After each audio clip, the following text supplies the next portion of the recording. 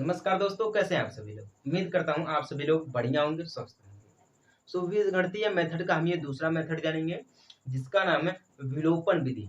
इसको हम इंग्लिश में बोलते हैं एलिमिनेशन मेथड। ये बहुत ही जबरदस्त है और बहुत ही अच्छा है। तो फटाफट चैनल को सब्सक्राइब करके वीडियो को शेयर कर दीजिएगा। शेयर करने से क्या होता है, आप अगर शेयर करते हैं या आप सब्सक्राइब करते हैं तो हमें बहुत खुशी मिलती है।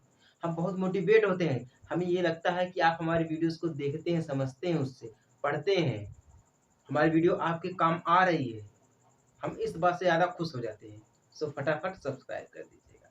ठीक है, तो हमारी हेडिंग क्या है, विलोपन विधि, एलिमिनेशन मेथड। तो आप सभी लोग डाल लीजिएगा और अच्छी तरीके से समझिएगा। सबसे पहले मैं आपको ये समझाता हूँ, ये जो हमारी विलोपन विधि है, ठीक है, विलोपन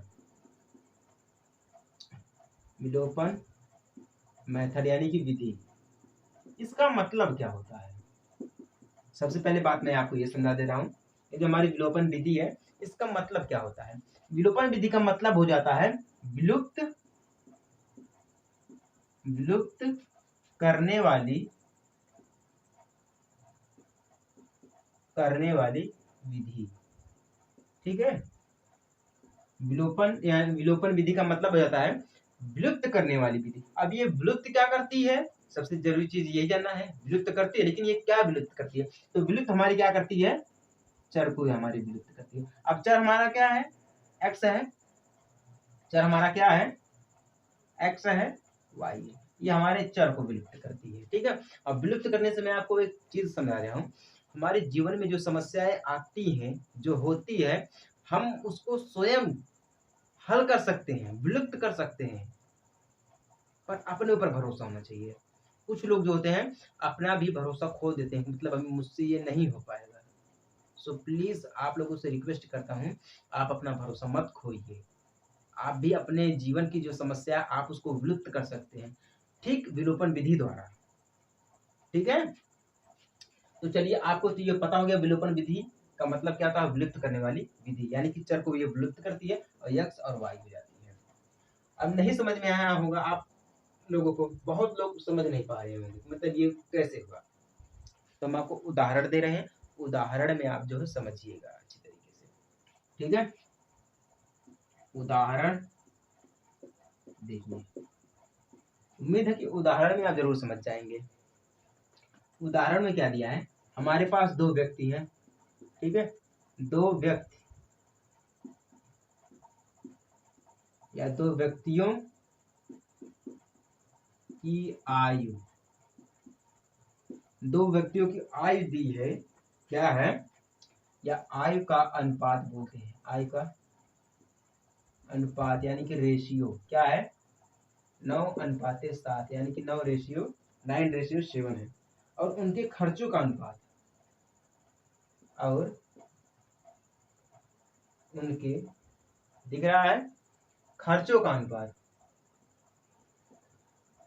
खर्चों का अनुपात क्या है, 4:3 है। ठीक है, 4:3 है। तो इसमें बोला है यदि प्रत्येक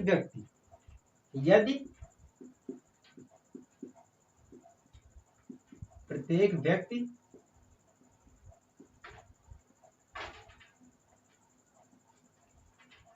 क्रमशः, प्रत्येक व्यक्ति प्रति महीने में 2,000 रुपए बचा लेता है, 2,000 रुपए बचा लेता है, तो उनकी मासिक आय ज्ञात कीजिए। तो उनकी मासिक आय ज्ञात कीजिए। आय नहीं, आय है, आय यानी कि राशि, आय ज्ञात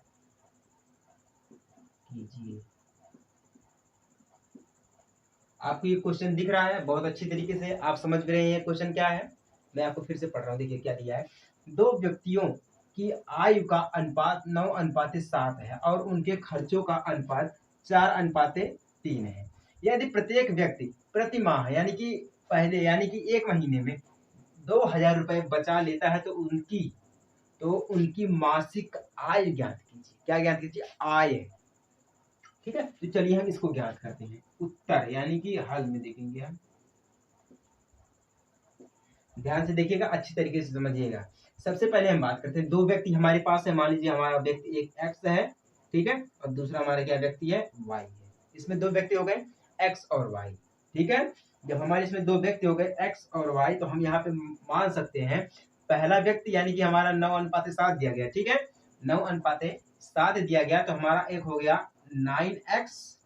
ठीक है, फिर दूसरा हमारा हो गया 7y। क्या हो गया? 7y हो गया। ये क्या है? उनकी आयु का अनुपात है। किसका अनुपात है? उनकी आयु का अनुपात है। और उनके खर्चों का अनुपात कितना है? मान लेते हैं 4 है तो 4x हो जाएगा, और 3 हमारा तो क्या है? 3y हो जाएगा। क्या हो जाएगा? 3y हो जाएगा। तो टोटल प्रति महीने में वो कितना बचा लेते हैं? 2000 रुपए। कितना बचा लेते हैं? 2000 रुपए बचा लेते हैं। यहाँ तक आपको समझ में आ गया कि नहीं समझ में आ गया? चलिए, अब समझ में आ गया तो फटाफट क्या करिए? चैनल को सब्सक्राइब कर दीजिए। सबसे पहली बात क्या है? हम यहाँ पे देखेंगे, इसको देखेंगे और इसको देखेंगे, यानी कि हमारा हो जाएगा 9x माइनस 4y। यहाँ से हम पहला देखेंगे और यहाँ से हम पहला देखेंगे। टोटल हमारा कितना बचत महीने की कितनी है? 2000 रुपए है। कितनी है? 2000 रुपए है। ये हमारी इक्वेशन नंबर हो गई 1। समझ में आ गया? ये हमारी इक्वेशन हो गई 1। और दूसरा क्या हमारा है? 7x मान लेते हैं माइनस 3y बराबर हमारा कितना हो जाएगा? यहाँ पर भी 2000 हो जाएगा। ये इक्वेशन हमारा हो गया 2। क्या हो गया हमारा? ये इक्वेशन नंबर 2 हो गया। अब देखिए हमारा यहाँ से क्या चरण होता है। इसमें भी 3 स्टेप फॉलो करने पड़ते हैं। पहला स्टेप क्या करना पड़ता है कि यहाँ पे जो पहला स्टेप होता है y के गुणांकों को सामने करने के लिए y का गुणांक, यहाँ पे देखिए y दिया, 4y दिया, 3y दिया। ठीक है, हम इसमें क्या करेंगे? सबसे पहली चीज यहाँ पे नियम क्या दिया है, हम इसमें ये करेंगे, इस उदाहरण में दिया है ये y के गुणांकों को सामने या सामना करने के लिए समीकरण 1 को 3 से तथा समीकरण 2 को 4 से, समीकरण 1 को 3 तथा समीकरण 2 को 4 से हम क्या करेंगे? इन दोनों को गुणा करेंगे। गुणा करने क्या करेंगे? हम गुणा करेंगे। जरा ध्यान से देखिएगा, अच्छी तरीके से समझिएगा, तभी आपको समझ में आएगा। जब तक आप उदाहरण को नहीं समझ लेते हैं तब तक आप जो है विलोपन विधि को नहीं समझ पाएंगे। ठीक है, हम क्या करते हैं? समीकरण 1 को 3 से और समीकरण 2 को 4 से गुणा करते हैं। ठीक है, गुणा करने के बाद क्या करते हैं हम? गुणा करने पर हमारा क्या आ जाएगा? देखिए 3 से हम गुणा करेंगे 9 में, तो हमारा कितना आ जाएगा? 9 त्रिक 27। 9 त्रिक हमारा कितना हो जाएगा? 27 हो जाएगा, यानी कि 27x माइनस 4 तिहाई 12, यानी कि हो जाएगा 12y, यानी कि 12y इज इक्वल टू, अब यहाँ पे 2000 हमारा दिया, अब यहाँ पे 3 दिया, तो 3 दूना 6, यानी कि कितना हो जाएगा हमारा? 6000 हो जाएगा। कितना हो जाएगा हमारा? 6000 हो जाएगा। यहाँ तक आपको ठीक लगा? 6000 हो जाएगा। अब दूसरी बात क्या है? ये हमारा इक्वेशन नंबर हो गया 3। इक्वेशन नंबर हो गया हमारा ये 3। ठीक है, अब देखते हैं हम दूसरे को। दूसरे में क्या करना है? 4 से गुणा करना है, तो 7 चौके हमारा कितना हो जाएगा? 28 हो जाएगा। 28x माइनस, अब 3 चौके 12 हो जाएगा, 12y बराबर, अब 4 दूना 8, यानी कि 8000 हमारा हो जाएगा। 8000 इक्वेशन नंबर हमारा 4 हो गया। ये इक्वेशन नंबर 4 हो गया। समझ में आया आप सभी लोगों को? मैं यहाँ से जो विलोपन विधि है इसको मैं हटा रहा हूँ। ठीक है, ये आय सब कुछ हटा रहा हूँ ताकि आपको समझ जाए। ये क्वेश्चन को भी मैं हटा रहा हूँ। अब जिनको क्वेश्चन नहीं समझ में आया है वो लोग फिर से वीडियो को एक बार स्टार्ट करके देख लेंगे, तो क्वेश्चन समझ में आ जाएगा। ठीक है, तो इसमें हमने पहले स्टेप में क्या किया है? समीकरण 1 और समीकरण 2 को, समीकरण 1 को 3 से, समीकरण 2 को 4 से हमने क्या किया? गुणा किया। तो हमें समीकरण 3 और 4 प्राप्त हो गया। क्या प्राप्त हो गया है? समीकरण 3 और 4 प्राप्त हो गया। अब हम यहाँ पे दूसरे स्टेप में जाते हैं, स्टेप नंबर 2। स्टेप 2, अब इसमें ये क्या बोला है?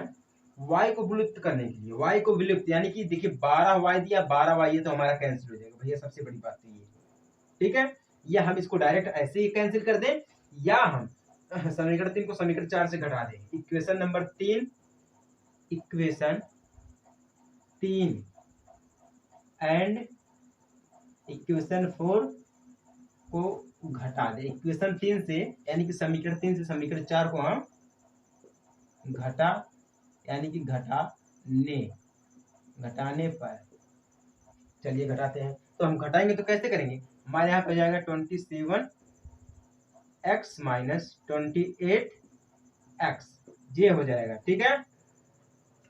उसके बाद हमारे यहाँ पे लगेगा माइनस का चिन्ह, क्योंकि माइनस दिया है तो माइनस का चिन्ह लगेगा। फिर हमारा हो जाएगा 12y माइनस 12y, ठीक है, इक्वल टू, अब हम यहाँ से करेंगे 6000 माइनस 8000, ये करेंगे, ठीक है। अब यहाँ पे देखिए हमारा जो दिया गया है 12y से 12y कैंसिल हो जाएगा, ये तो खत्म हो गया भैया, ठीक है, कुछ नहीं बचेगा। इसीलिए हमने यहाँ पे डायरेक्ट काट दिया, इसीलिए हम यहाँ पे डायरेक्ट काट दिए थे। तो लेकिन फिर आपको समझ में नहीं आता, इसलिए हम क्या किए, इसको डायरेक्ट काटे, ठीक है। उसके बाद हम आपको फिर से समझा रहे हैं कि हमने इसको डायरेक्ट क्यों काटा, ठीक है। तो ये खत्म हो गया। अब हमारे पास यहाँ से बच गया 27 में से एक 28 घटाएंगे तो हमारे क्या बचेगा, हमारे पास x बराबर कितना बचेगा, यहाँ से घट जाएगा यानी कि 2000, कितना बच गया, x बराबर 2000,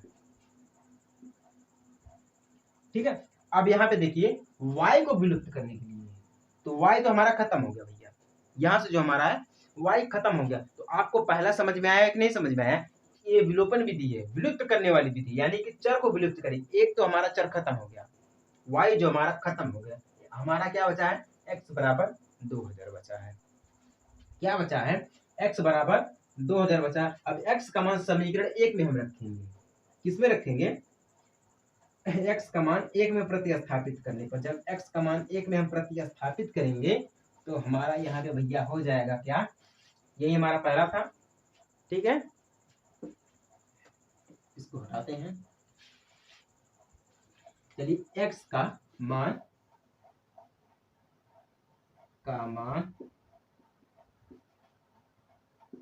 1 में प्रतिस्थापित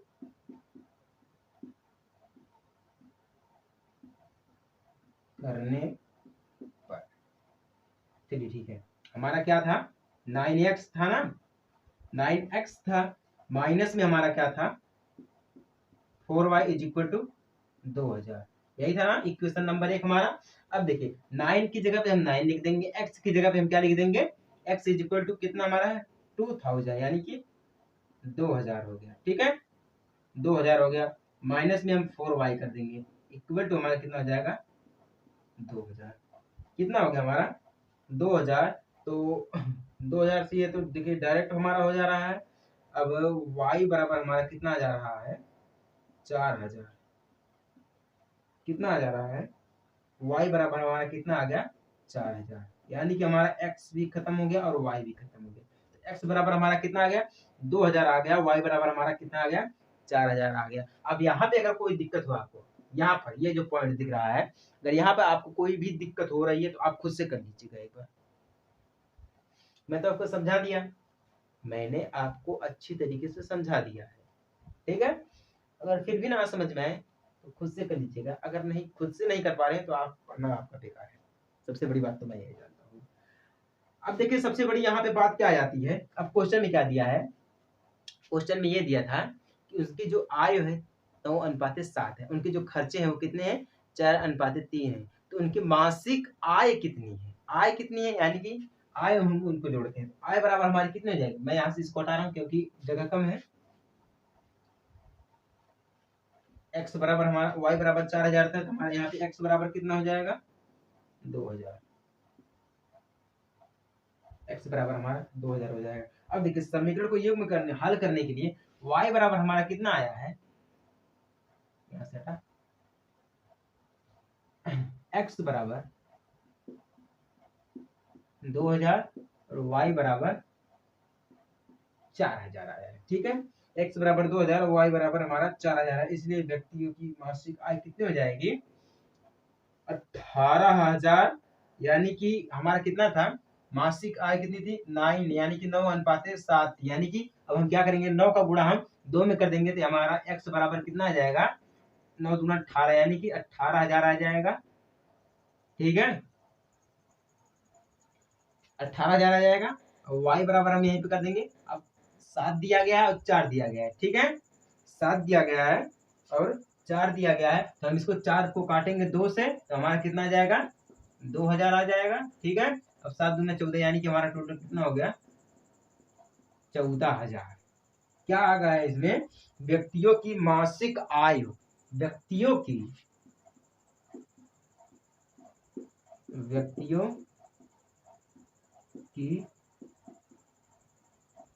मासिक आय कितनी है, x बराबर 18,000 y बराबर हमारी 14,000 है। ये समझ में आ गया आप सभी लोगों को। चलिए अब ये जिन लोगों को समझ में आ गया है उन लोगों के लिए तो भैया बढ़िया है। अब जिन लोगों के लिए नहीं समझ में आया है वो लोग समझ जाइएगा, अच्छी तरीके से वीडियो को रिवाइव करके देख लीजिएगा। अब हमारे यहाँ पे क्या हो जाता है, अब हम क्या करेंगे 18,000, ध्यान से देखिएगा 18,000 माइनस हम करेंगे कितना 14,000 या 18,000 रेशियो, या हम 9/7 करें या 18,000 रेशियो 14,000 करें, कितना करें 14,000 करें तो टोटल तब भी हमारा 9/7 आ जाएगा। ठीक है ये साथ उनके खर्चों का अनुपात। ठीक है अब खर्चों का अनुपात निकालने के क्या करेंगे हम 18,000 माइनस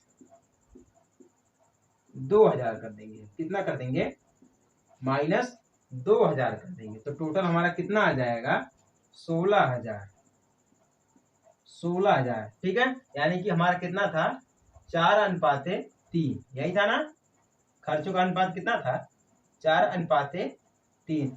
अब फिर दूसरे हम क्या करेंगे 14,000 में से हम क्या करेंगे 14,000 माइनस कर देंगे हम 4 के 12 यानी कि टोटल हमारा कितना आ जाएगा 2,000 यहाँ से हम घटाएंगे तो टोटल हमारा कितना आ जाएगा 12,000।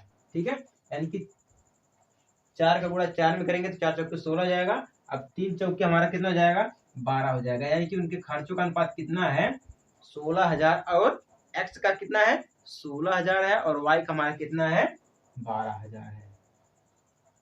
तो समझ में आ गया आप सभी लोगों को। देखिए भैया जिनको समझ में आ गया है वो लोग तो सब्सक्राइब कर लीजिएगा, ये तो पक्का बात है, पक्की बात है पूरी तरह से।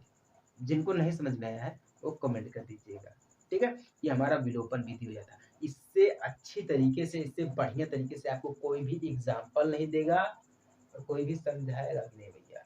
कम समय में, इतने कम समय में 18 मिनट में आपको कोई नहीं समझा पाएगा। ठीक है तो फटाफट चैनल को सब्सक्राइब करके शेयर कर दीजिएगा। तो मिलते हैं हम आपसे अगले वीडियो में, तब तक के लिए जय हिंद, वंदे मातरम।